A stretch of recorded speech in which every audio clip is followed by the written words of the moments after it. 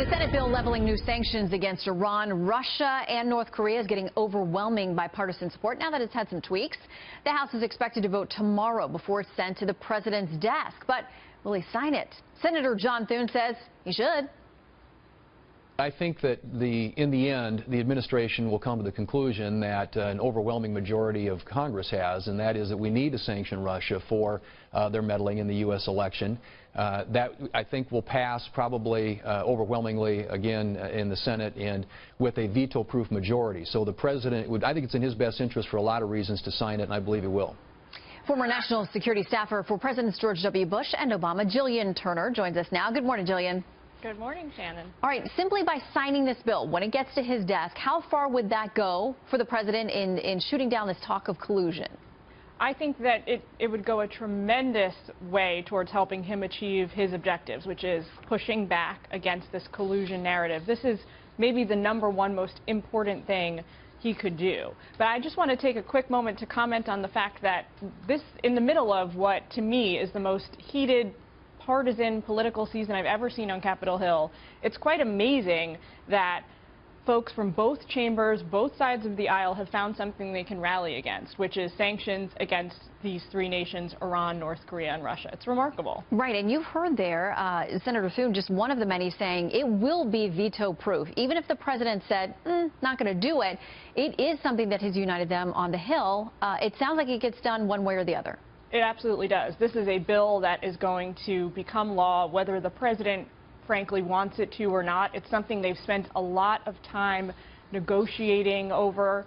The Senate passed this bill out about 5 weeks ago now, somewhere between 4 and 5 weeks ago. The House has spent the intervening weeks fine-tuning it. There were some things that the House Foreign Affairs Committee objected to. They've worked those out. The bill that's going to end up on the president's desk possibly this week, again, includes sanctions against those three nations. It also includes a provision whereby if President Trump decides at any point during his tenure that he wants to drop sanctions against one of these nations, he's got to seek congressional approval. He's got to notify them in a written document, and they've got a month, 30 days, to reply to him. So it's a way that they think they can check the executive also. Yeah, it's interesting because we heard so much bipartisan support for this.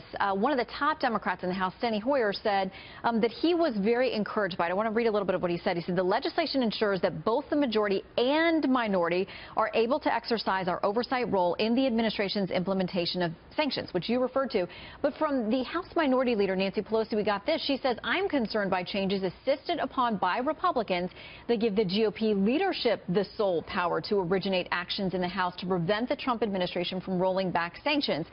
So it sounds like, there's a break in the Democratic leadership, which we don't see a lot, but she doesn't sound convinced that this actually gives Congress any power to rein in the president should he want to do something nice or to the benefit of Russia or one of these other countries.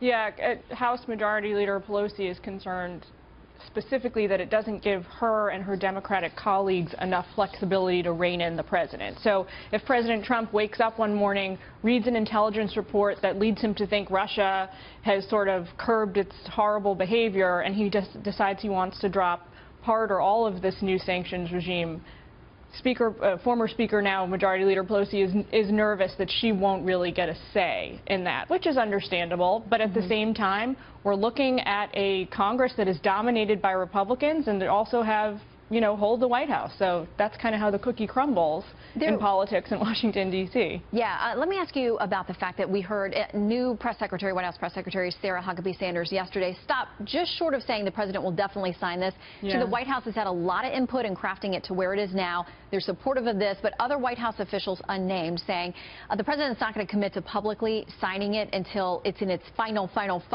form. Do you think that ultimately happens and he signs it?